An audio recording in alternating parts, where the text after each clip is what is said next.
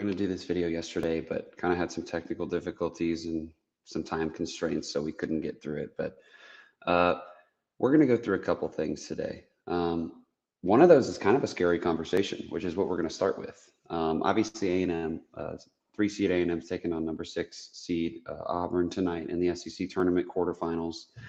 A&M has seen Auburn this year already. Obviously, Auburn took two of three from A&M in College Station.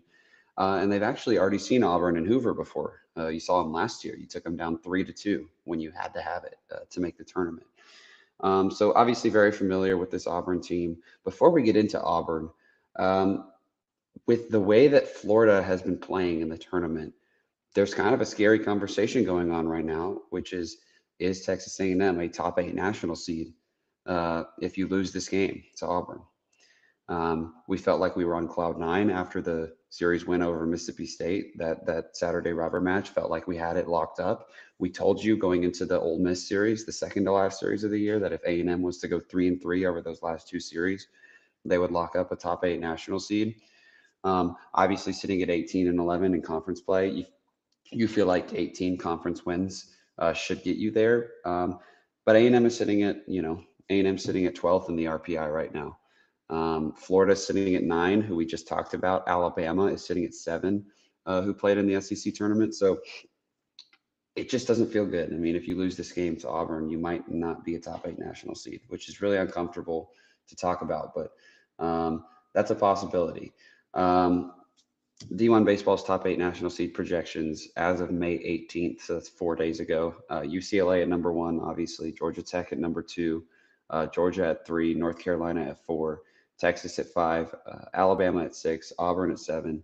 And then, of course, Texas A&M at eight. A couple other outside projections there from D1 Baseball. Southern Miss was sitting at ninth, the projected ninth seed. They play today in the Sun Belt tournament. And then Florida sitting at, what's it say? So, yeah, 10th. So Florida sitting at 10th.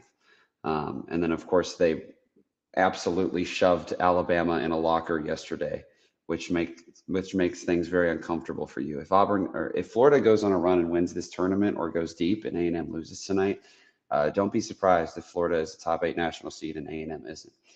I'm not saying that's what's going to happen because you do have head to head. We talked about this in college football. Like you have head to head. Like you beat Florida this season. You took two of three from them in Gainesville, and that has to matter.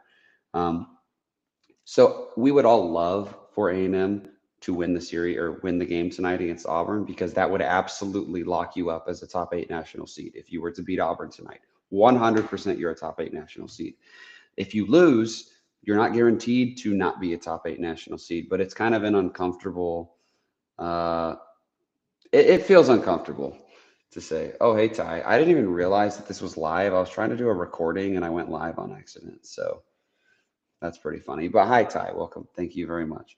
Um, all right, we'll talk about a couple things early said.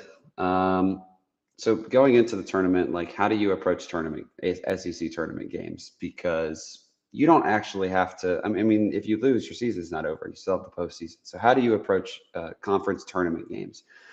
Well, you play to win. This is out of Early's mouth. You play to win, but you do some things a little bit differently, right? You don't have to pitch Aiden Sims. I don't know. He was listed as questionable as the injury in the injury report this morning.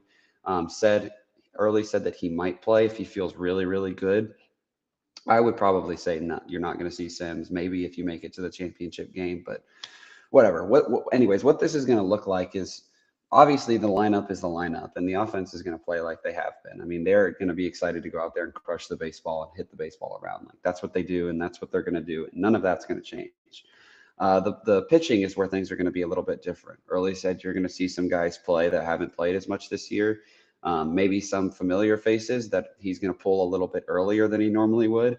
And maybe some guys like Darden are going to pitch a little bit longer than they have all year. And this is obviously a great opportunity to find some less used bullpen guys that might be able to help you in the tournament. So we talked about Hunter Bond, like Cooper Powell in game 3 against Mississippi State was really good. So this is an opportunity to find some guys like that, like roll Luke Billings out there or something for a couple innings and let us see what he can give you and if that could help you in the actual tournament. Um, Auburn is coming off of a really, really hard fought 3-1 loss over LSU. They ended LSU's season. Was really, really hoping um, that LSU was going to win that game because last year in the SEC tournament, LSU ended A&M season, and if LSU had won 2 days ago, A&M would have had the exact same opportunity that LSU did last year. A&M would have had the opportunity to end LSU's season, but Auburn did. They won 3-1. Talking about the way that they played in that game, Auburn batted 233 as a team in that game, but they hit 2 home runs, and that was kind of the difference maker.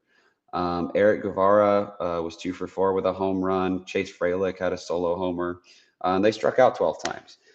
This is a lot more of the Auburn team that we talked about when we previewed them before we played them in College Station, which is that they are absolutely led by their pitching. That's their strength. And then they have some timely hitting throughout the lineup. And then, of course, they came into College Station and scored 18 runs in the first game.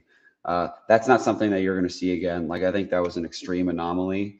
But they do have timely hitting, and that's kind of why they've been so good. They are led by their pitching. They buckle the other team down. And then they get guys on base when they need to, and then they hit home runs when they need to, and they just have really timely power. But again, like I said, they struck out 12 times. So this is a team that has a lot of swing and miss. It's either going to be a ball that's hit pretty hard or they're going to swing and miss. They did play LSU, who leads the country in strikeouts. So that pitching staff strikes a lot of guys out. So that could be why. But yeah, I mean, Auburn's offense looked a little bit lethargic 2 nights ago, and their pitching looked really good. Jake Marciano who we played on. I actually don't have this up. I just woke up. Auburn pitched Jake Marciano against LSU. We faced him either in game 2 or game 3. And in this game, he went 6 innings, gave up 4 hits, 1 run, walked 1 guy, and struck out 4. He was really, really good. LSU looked absolutely lost against this guy. And then Jacob Sanders came. I think his name's Jacob. Jacob Sanders came in, who we saw in College Station. He went 3 innings scoreless, walked 2 guys, and struck out 2. Um, yeah, Auburn is not going to walk anybody. They are not going to throw balls. They are going to throw a lot of strikes, and the strikes are really, really competitive pitches that are really, really difficult to hit. They throw a lot of different pitches for strikes. So you're going to have to earn it. You're going to have to win this game by blistering the ball whenever they throw strikes. They are not going to hand you anything like many teams have handed A&M, free passes that they've taken advantage of. That's just not going to be something that happens in this game.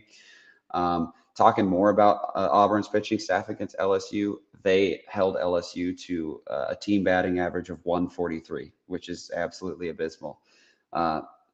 And then they didn't allow any home runs, and then they only walked 3 batters. So, there's not much new. I mean, this is the exact same Auburn team that you played in College Station. They're really good. They're going to pitch really well, and they're going to have some timely hitting. It's not an electric offense. Like, it's just not. I think A&M's pitching was just really, really bad in that first game. But they're good. I mean, they can hit home runs and they can score when they need to, but that's not the part of the team that scares you. The part of the team that scares you is their pitching staff.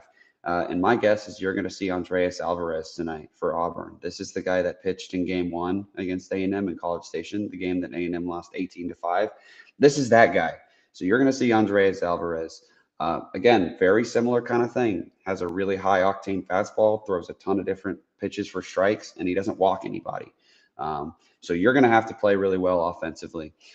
For A&M pitching wise, it's going to be Darden probably. I thought that you might see Weston Moss because he threw a no-hitter for six innings against Auburn, but it's probably going to be Darden.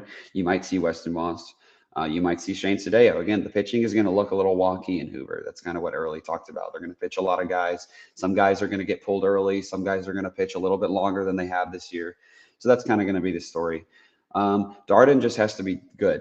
Again, that's the story with the pitching staff. When you have an offense that's this good in A&M, like, your pitching staff doesn't have to be great. It just can't throw the game. So yeah, I mean, Darden has been really good. Talking about his last game against Mississippi State, he started twice, in one weekend, which is insane. You never see that in college baseball. You certainly don't see that in the SEC. So he was really good. He threw a lot of strikes and struck some guys out. So obviously Darden's been really good. Yeah, I mean, he's going to pitch and hopefully he gives you 3. Maybe he'll pitch a little bit longer than he has this year because that's what Early talked about. But, he just has to be decent. Yeah, that's kind of all I was going to talk about. you have to be, you kind of feel like you need to beat Auburn to be a top 8 national seed. That's kind of the story, which feels scary, with where we were after the Mississippi State series. But you can't feel fully confident about being a top 8 national seed if you lose this game, right? Of course, Florida is on the outside of that top 8 national seed conversation right now. They are on an absolute heater.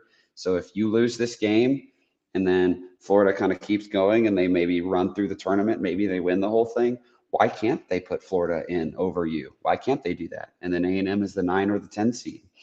Southern Miss is also sitting on the outside of that conversation. If they make a run in the Sun Belt tournament, maybe Southern Miss gets put above you. I hope what's going to happen. Well, first of all, I hope that A&M wins this game tonight. If A&M wins this game tonight, we don't even have to have the conversation. They're absolutely a top 8 national seed. If A&M loses this game, it's not confirmed that you're not a top 8 national seed, but we're going to be sitting here like this on Selection Monday watching. Obviously, Alabama lost in the SEC tournament. They're sitting at 7 in the RPI, and they are above you. In the D1 baseball projections, they're the they're the number 6 national seed right now in those projections. So what you would hope would happen, this is what I hope happens, which is what I think should happen. If A&M loses this game tonight, okay, and Florida goes on whatever crazy run, or they play really well, maybe they lose the next game, whatever. Hopefully what happens is Alabama in that 6th spot, because they're the 6th projected national seed, they get booted out of the top 8. A&M and Auburn move up, and then Florida is the 8th. That's what I hope happens. That might not happen, though. A&M might get booted because you're sitting at 12 in the RPI. So, guys, moral of the story is that if you don't even, yeah, Ty, this is a good point. I like this. Do not worry about how you might play Texas tomorrow. Don't worry about that. You absolutely have to win this game tonight to feel really good about being a top 8 national seed. You don't have to, but you would feel really good. Another point that I wanted to make off of Ty's comment about Texas tomorrow is that a lot of the times what you'll see from teams that run through the tournament is they make a really like emotional run through the conference tournament, and then they look super lethargic and lose in their regional. So what you don't want to happen is you beat Auburn and you have this emotional game against Texas, and maybe you run to the championship or something, and then you've used up all your gas before regionals. Like, I know it's Texas and I know you want to beat Texas tomorrow and all of that stuff, but you got to beat Auburn tonight. And even if you do play Texas tomorrow, you don't have to beat Texas. It doesn't matter. So, yeah, hopefully we'll be back here tonight talking about how we beat Auburn and how we're a top 8 national seed. But yeah, we'll see. So we'll be back tonight, hopefully with Tag. I was having internet issues at my house yesterday, so I couldn't do a video. But yeah, we'll see you guys tonight.